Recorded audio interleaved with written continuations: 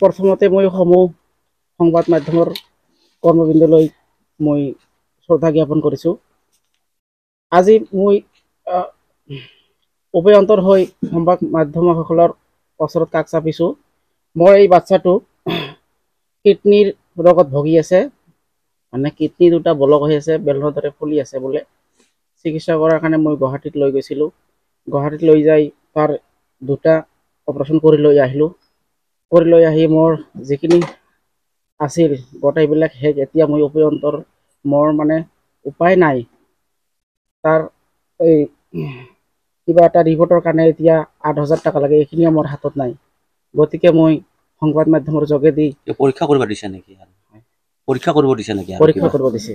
কি পৰীক্ষা কৰিব দিছে? DTB স্কিন বুলি কয়, সেইটো পৰীক্ষা কৰিব দিছে। তো এইটো 8,000 টকা লাগে, এইখিনিও মোৰ হাতত নাই।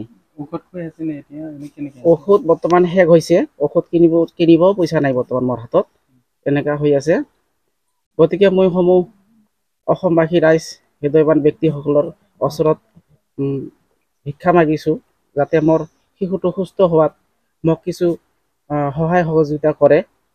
এনে আমাৰ অসমত বহুত হৃদয়ৱান ব্যক্তি আছে, তেওঁলোকৰ ওচৰত মই ভৰি ধৰি প্ৰাৰ্থনা কৰিছোঁ, যাতে মোৰ শিশুটোক আৰোগ্য হোৱাত মোক সহায় সহযোগিতা কৰে। আৰু আমাৰ অসমৰ মুখ্যমন্ত্ৰী মাননীয় হিমন্ত বিশ্ব শৰ্মা সকলোৰে মামা, তেখেতক বিশেষভাৱে মই অনুৰোধ কৰোঁ, তেওঁ যাতে এই বাচ্চাটোক সুস্থ হোৱাত তৎকালীনভাৱে কিবা এটা ব্যৱস্থা মোক কৰি দিয়ে।